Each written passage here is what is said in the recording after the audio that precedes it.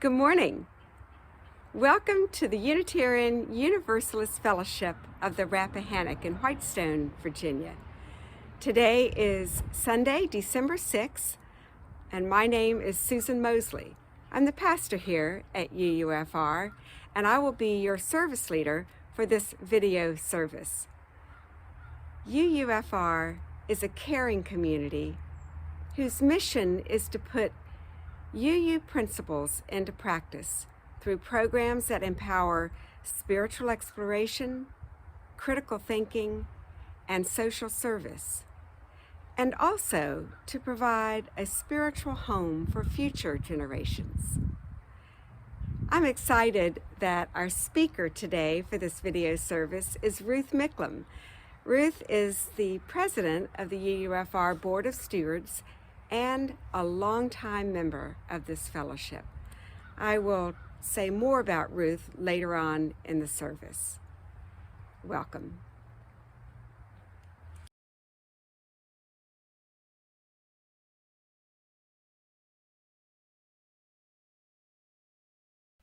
Greetings, Unitarian Universalists. For so many reasons, this holiday season is different than any in memory. Dearly held traditions that bring us joy are pared down, virtual, or canceled altogether. Many of us are tired and grieving. We have lost too many loved ones this year: elders, mentors, family, friends.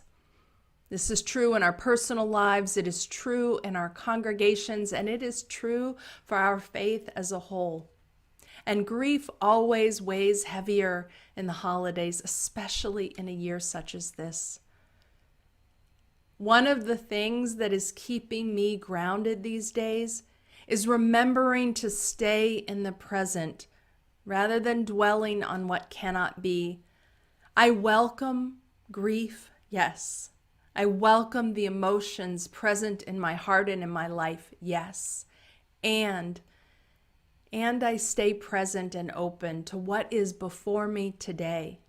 The gift of sky, of sun, of earth, of stars, of life, of friends and loved ones. It is a challenge to shift my perspective away from what is missing, but when I do, when I'm able to stay in the present and let go of longing for what has been in the past, I find that there is a powerful yes waiting in this moment. A yes in a year full of negation and despair, an affirmation that the world is calling forth from us in this great season of turning, in this season of generosity and goodwill and peace. There is a yes. May we in this season, unlike any before, invite gratitude for the gifts that have emerged and continue to be present this year. We witness what can happen when people help one another and prioritize community over the self. We have become connected in ways new and different, ways that have allowed more people to connect to community and ministry. And at a time that has presented profound challenges, our communities have grown strong in both spirit and in faith. Instead of focusing on what cannot be, may we create new practices of gratitude and meaning that reflect the generosity, the humanity, and the compassion that are needed in our world today, and that are needed to foster more love and more justice for the future. And may all of you, each of you, may we all find time to slow down this season and set aside the pressure and hecticness that is so often a part of the holidays. That has never been particularly helpful. So this year, when so much has been asked of us again and again, we all need and deserve rest. May you have rest this season. As I sit in the beautiful darkness of this season, I am reminded that life is nurtured in darkness, that seeds take root in the darkness of the soil, that babies are formed in the dark of the womb. The world is asking something new of us, and something new can be born from this time. And as we light candles, like we always do in this season, in ritual and celebration, let us embrace the mystery and the possibility of this very special time. In this season, I send you my love, my prayers, my care, and so many, many blessings to each and every one of you.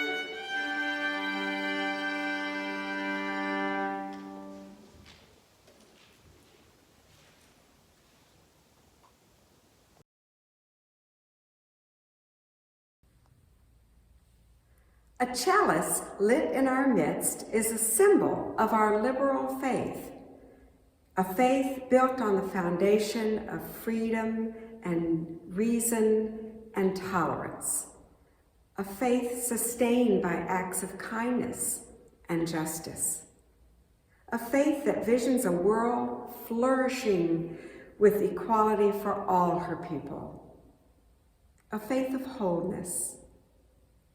This tiny flame that I am about to light is the symbol of the spark of all this within each of us.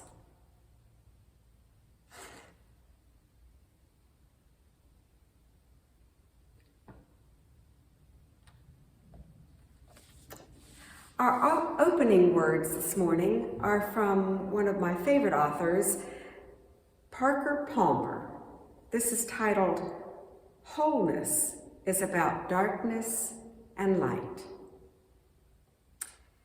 If I am to let my life speak things I want to hear, I must also let it speak things I do not want to hear and would never tell anyone else.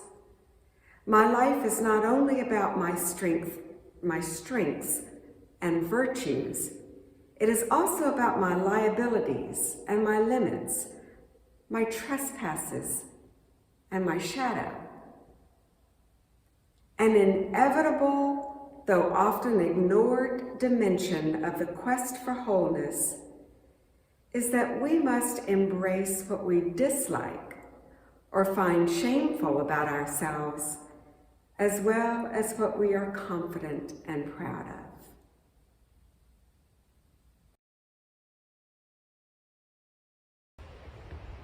The ritual of joys and concerns is a time in our service when individuals are able to share what is foremost on their hearts and minds, whether a celebration or a burden.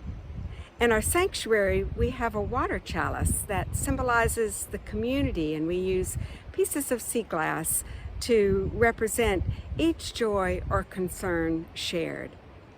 But since we cannot be together right now, I want to offer kind of a modified version of this ritual. I am going to be using my own water chalice and some sea glass that Jim and I have collected along the shore. This is, I want to begin by offering the first piece of sea glass to represent all those collective worries and concerns that we share.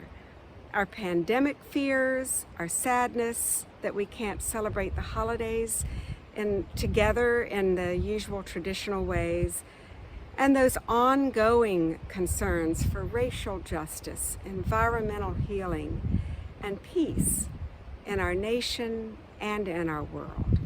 For all of those shared concerns, I place the glass. I want to offer a second piece to represent the joy of belonging, the beauty of nature, and the gift of laughter that keeps our spirits up. And finally, I want to add one more piece of sea glass for all those personal prayers and emotions that you cannot speak out loud, either because we're not together or because they're too deep and too deeply personal. I want to offer this for all of those that are in your heart that are held and heard by the Spirit of life. May we remember to hold one another in our hearts while we are separated and distant from one another. May it always be so.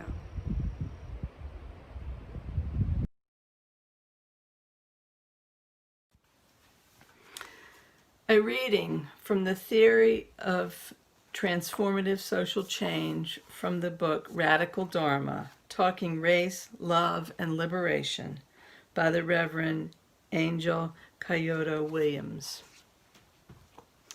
Transformative social change as applied to efforts and just change was the way in which I tried to speak to, articulate, and concretize something that I knew intuitively. It is a theory of change, so it is living. In order to not just organize people against a this or that, only to fall away again, it seemed important to support people in a recognition of the potential for liberation. Transformative social change applies to what used to be called liberation spirituality, but I insist we not limit it to spirituality and look at it as an emergent movement. Agnostics, atheists, or even humanists can go through this process. History is there. But this new iteration is unique in that both Eastern and Western views are being held by an individual, and it's no longer associated around a singular or dominant spiritual, religious tradition or cluster, or even of any religion or spiritual tradition at all. On the one hand, transformative social change is inherently spiritual, but not in the sense of a particular tradition.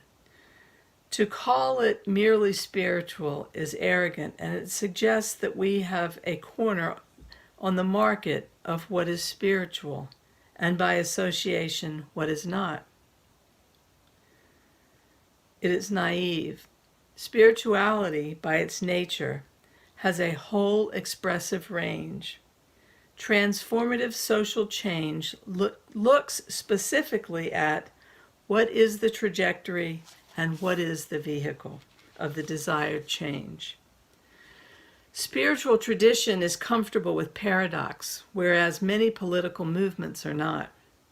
But all truth is paradox.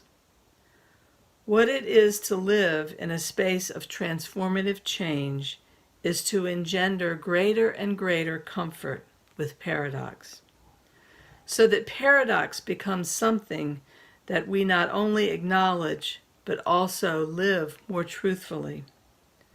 We discover that truth is relationship, and relationship is. The language of love. The theory of transformative social change was designed to do exactly what Bell Hooks speaks of, to unite theory and practice, providing an identifiable yet adaptive, concrete yet flexible, rigorous yet permeable path to breaking with dominator culture through direct experience. Through praxis, but having folded behavior, motivation, community, suffering, presence, and embodiment into a theory of a truly transformative change. I was still challenged by a phenomenon I couldn't quite make sense of.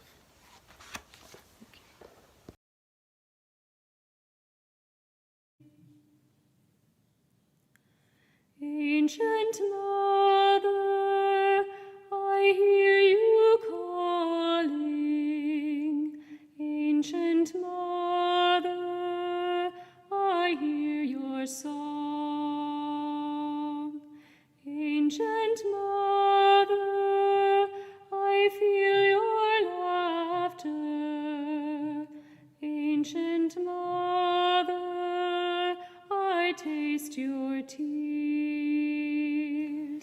Ancient Mother, I hear you calling. Ancient Mother, I hear your song. Ancient Mother, I feel your laughter. Ancient Mother, I taste your tears. Ancient Mother, I hear you calling. Ancient Mother, I hear your song. Ancient Mother, I feel your laughter. Ancient Mother, I taste your tears.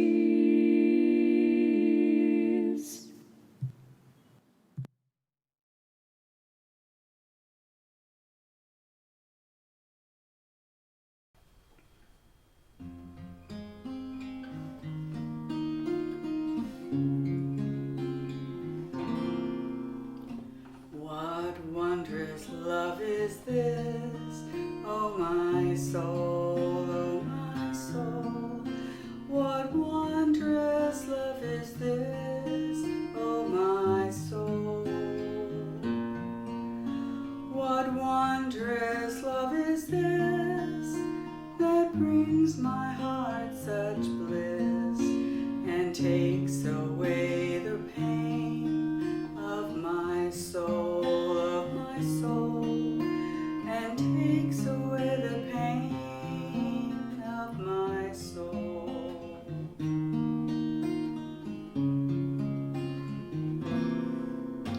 When I was sinking down, sinking down, sinking down, when I was sinking down,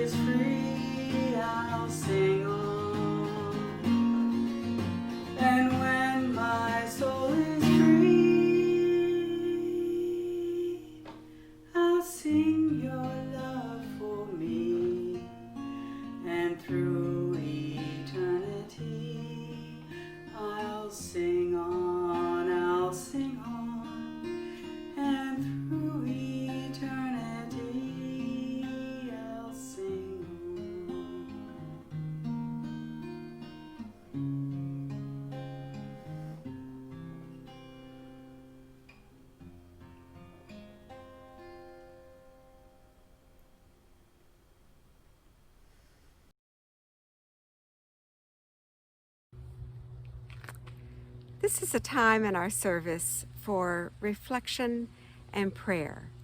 I'm sitting out here beside the UUFR building in the Paths of Remembrance, which I thought was a fitting place for a moment of meditation or prayer. So I'm going to offer this prayer for you this morning. May it inspire you or comfort you or provide exactly what it is your soul is longing for this morning.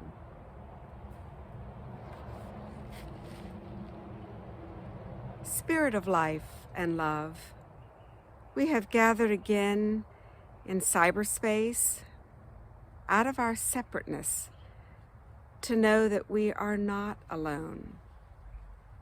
In our fears, we are not alone. In our grasping for peace, finding it in fleeting moments, and losing it again to some turmoil of the mind and heart, we are not alone. In our cynical moments, our wonderings, is this all there is? Is this the best we can do? We are not alone. In our pain, we are not alone. And so we dwell in your spirit of healing and wholeness for this brief time, willing to be held here in an immense and eternal love whose origins we do not know, whose reality is irresistible. It calls us on. It reaches between us to fill spaces. It consoles the grieving and it calms the anxious. It gives new vision to eyes dimmed by tears and exhaustion. It opens the ear to deeper truth. It makes a place in the heart as hope. Let us rest in this peace and be held here. Amen, and may it be so.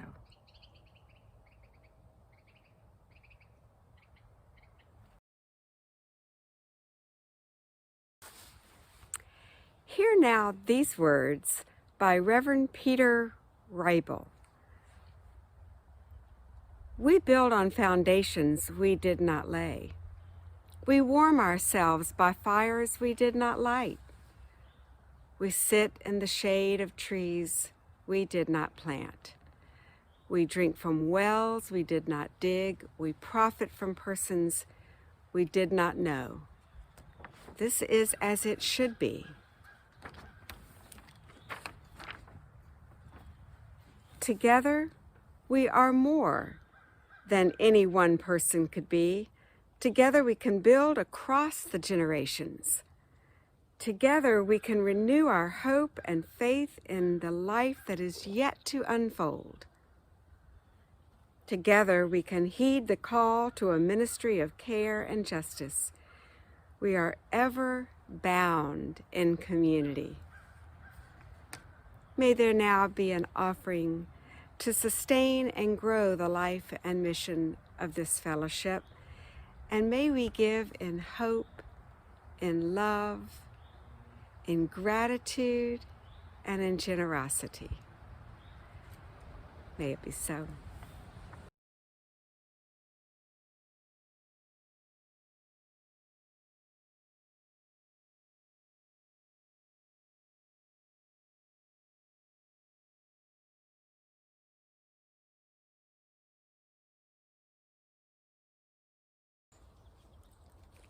We come now to my favorite part of the service, and I've been looking forward to introducing you to our speaker this morning, Ruth Micklem.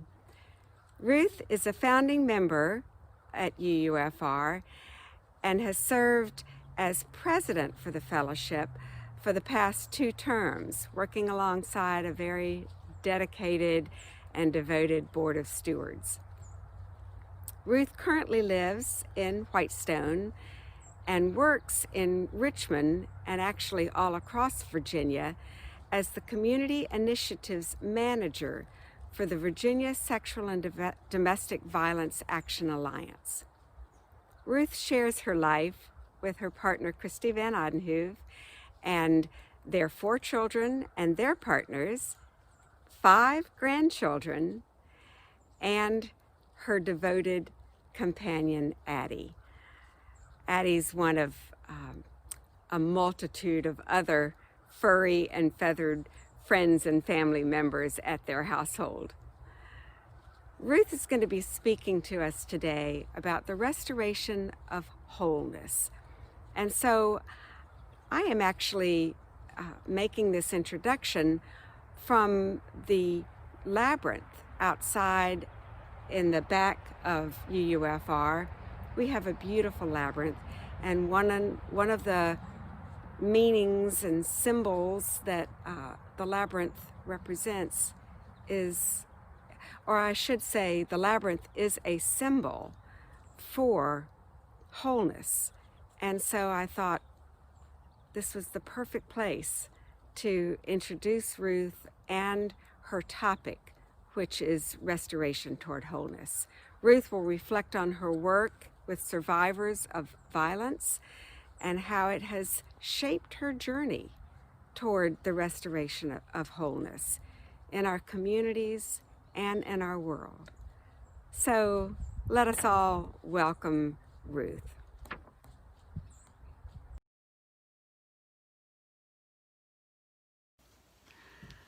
Hi there. So right now, our country seems broken. The angry voices, the uncertainty, the separation from friends and family, it's really wearing on many of us.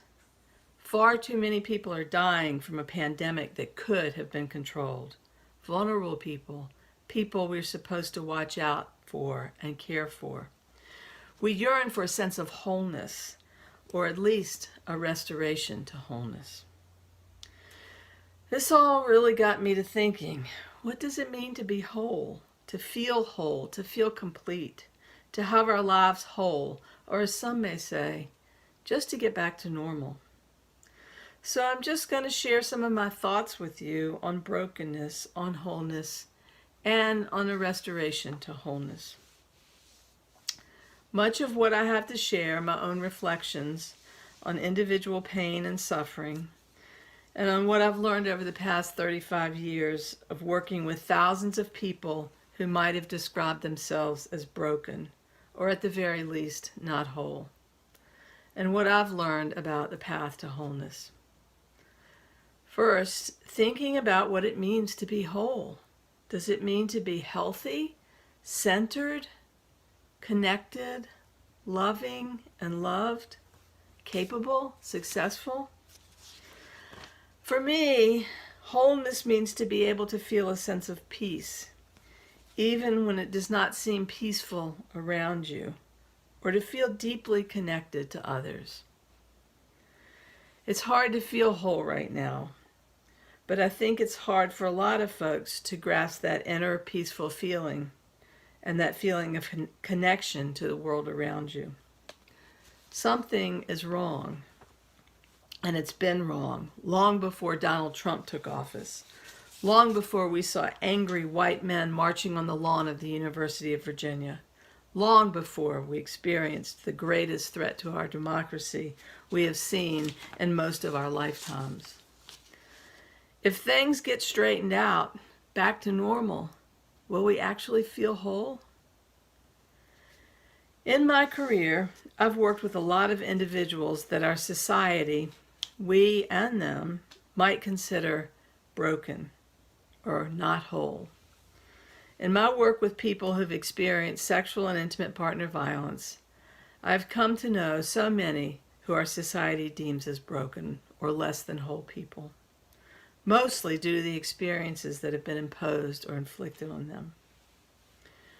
Our work, the work in the field of sexual and domestic violence, has focused on helping others, helping victims of violence, access personal growth, find safety, and become self-sufficient, on holding those who harm them accountable and ensuring that they are punished for what they have perpetrated onto others. Programs have been set up to teach all sorts of things to provide education, individual and group counseling, programs that teach job skills, financial management, and just life skills in general.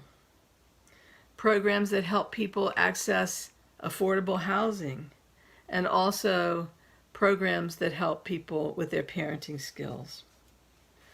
We spend untold amounts of money and resources on helping these folks access all of these programs, on helping them access health care because they can't afford just basic care. We donate food to homeless shelters to feed the hungry, and give our resources in the form of blanket drives and coat drives and other various drives to keep people warm and sheltered. We donate our money for worthy causes for those who are less fortunate, those who are considered broken or less whole, or less than whole. For those who begin to use drugs or alcohol so that they can cope with the brokenness in their lives, we get them to programs like Alcoholics Anonymous or Narcotics Anonymous, or if they can't afford it, a lovely substance abuse facility to restore them to wholeness. For those with mental health issues, we direct them to therapy or counseling, and now, most often, they're prescribed lots and lots of medication in order for them to feel whole. For those who have experienced abuse, we tell them it's not your fault, that you don't deserve to be treated as you've been. We tell them we care about their safety and the safety of their children, and we let them know that we are glad they shared their story with us and how hard that must have been. And we so appreciate them trusting in us enough to share that painful story. All of this to help restore them to wholeness. All because they've been broken, as we sometimes feel, and as lots of folks seem to be feeling these days. We have all sorts of self-help books and gurus, and they'll teach us the steps to wholeness. Things like, go easy on yourself, take a step back, meditate, get a good night's sleep every night, quiet down, keep moving, view yourself as a conscious human being, learn how to manage your emotions and to heal your trauma, cultivate self-love, practice acceptance, create the life that you want, eat well, and above all, banish fear from your life. Phew. Well, we can do all that. Lots of us do. We take that advice. I've worked with women who do all of that. They find a safe place, they get the support and the help that they need, and they finally begin to feel whole. And then they go back out into the world, and something happens that puts chinks in them, in us, once more. It begins to rupture our feeling of wholeness. Becoming a whole person involves utilizing our hearts, our soul, our mind, and our strength. These elements are meant to operate in an integrated and holistic manner, working together to make the whole greater than the sum of its parts. My mother, who in my view was a person who had found wholeness in her life, used to tell me, Ruth, when your head and your heart and your actions, or what you think, what you feel, and what you do are all in alignment, then you feel whole. Wholeness psychology teaches that wholeness is a state in which the consciousness and the unconsciousness work together in harmony. But here's what I've also been taught. We enter this life whole and perfect, connected to everything. We are born whole, complete miracles. All the things you've done and all the things you've seen, the people you've known, the heartbreaks you stitched back together, The plans you've made and the plans that you've had to let go, the celebrations and growing pains are all part of your and my wholeness. You and I always were and always will be wholly beyond compare. We are whole when we are ourselves. We come to this earth as individuals, all wonderful beings in our uniqueness, yet all connected. When we can be who we truly are, act according to our real nature, speak our truth, follow our hearts, and let ourselves be guided by our intuition, we are whole.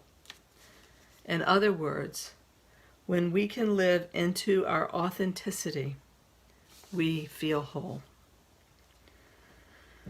So why aren't we all in great shape? Why do we want to get back to normal? What is normal? Maybe a place where we can all feel comfortable, where things are predictable, where we can reconnect with our loved ones and the rest of the world and find that feeling of wholeness that many of us feel we've lost. I would argue that we are in a time of transformation, a time where we have a choice to do things differently, a time where we can journey towards a path of wholeness for everyone, and a time where we, with small acts and large ones, can restore our world and ourselves to the wholeness that we truly are. But it's going to take work, and it's going to take our focus. It will require us to create new neural pathways in our brains. It will require curiosity, exploration, more focus, the changing of our habits, and it will require that we go beyond the work of social service to the work of social justice, that we follow the lead of many who are trying to show us all the way to alignment, the path to a world that prioritizes people over money and acquisition, that values cooperation over domination, that moves towards equity for all, that requires us to live into our Unitarian Universalist principles fully. There are many on this path of transformative social change, and there's nothing that prevents us all from jumping on this path. Nothing at all other than indifference. We say we don't like the way things are. How can there be so much hate? How can we get back to the way things were? Well, here's the thing. Things weren't so great for a whole lot of people, and they still aren't. So maybe normal is not where we ought to be trying to get to. As the author and Nobel Peace Prize recipient and Holocaust survivor Elie Wiesel said, and I quote, "The opposite of love is not hate, it's indifference." The opposite of love is not hate, it's indifference. To restore our world to wholeness, which is where I propose we direct our energies, we can't just focus our path on restoration to normal, but restoration to wholeness. And it's a long game. But the brokenness we and so many feel, and it's not just us guys, it's this illusion we have created. It's what is breaking us, and it is what we must together restore. So I urge you to just work on some aspect, to join with any group or movement, or start your own that's on this path to restoration. Make sure it's one about justice and restoration of and for all people on our earth. One that is about the power of love and transformation, about unity and equity. There are many out there. There are many paths we can take to get on this journey of transformative change. But I'm going to leave you with one example, one that's very close to home, one that's close to us that we can learn more about.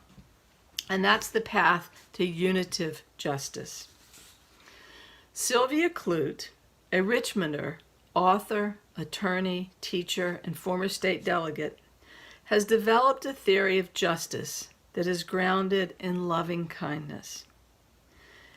It moves us from our current system of justice, which is based on an eye for an eye, to justice that is based on essentially the golden rule, do unto others what you would have done unto you.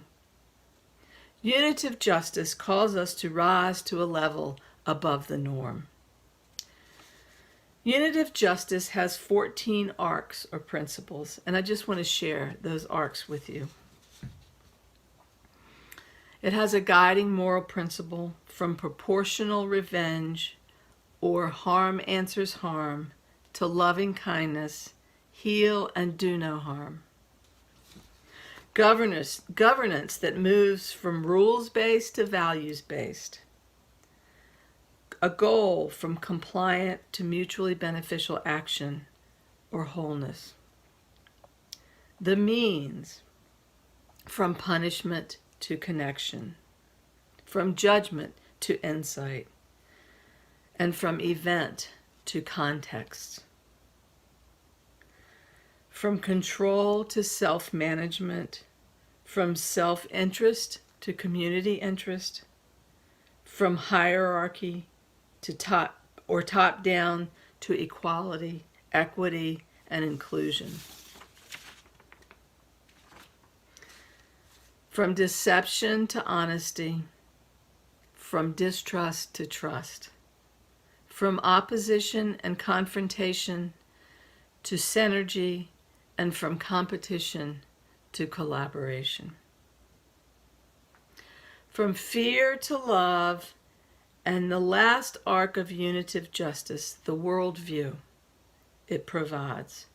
From the duality of us versus them, right versus wrong, good versus evil, to unity and oneness, the state of being harmoniously interconnected, the non-dual nature of self and all creation. From brokenness to wholeness. To quote the 15th century Sufi poet Kabir, "In your veins and in mine, there is only one blood, the same life that animates us all of us. Since one unique Mother Earth begot us all, where did we learn to divide ourselves? We can unlearn all those things that we've been taught that break and divide us as a people. Don't give up and aspire to do better and more than normal, because this is our opportunity to transform the world we live in right now to one that brings wholeness to all." Thank you.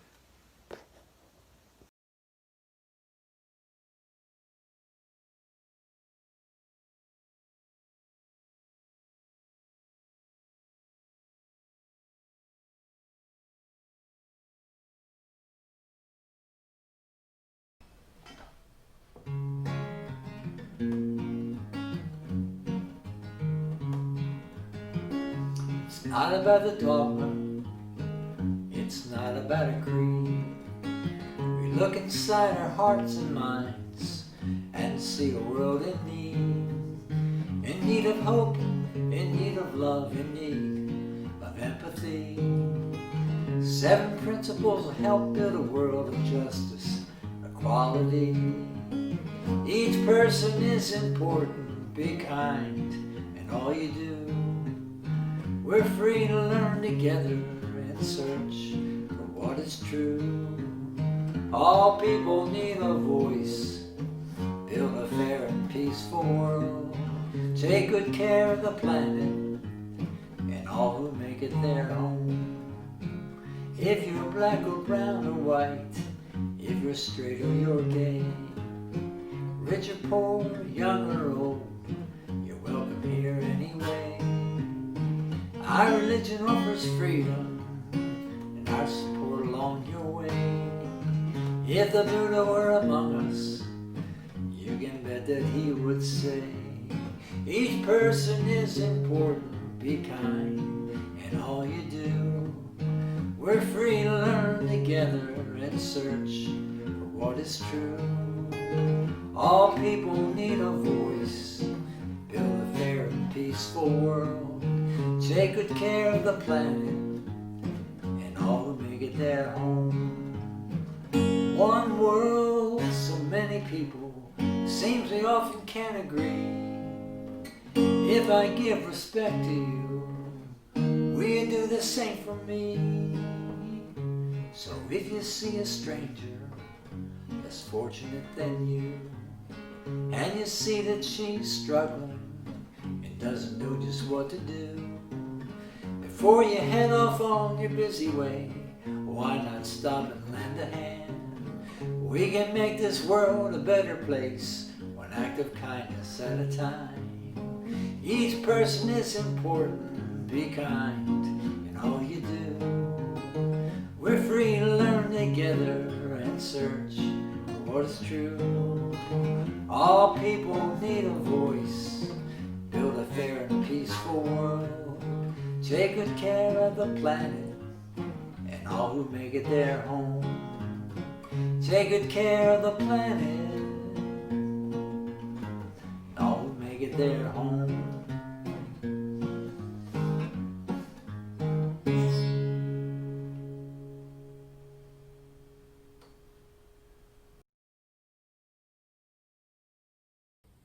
It's always true, but maybe now more than ever, that when we extinguish the flame of our chalice, the sparks that are within us remain alight.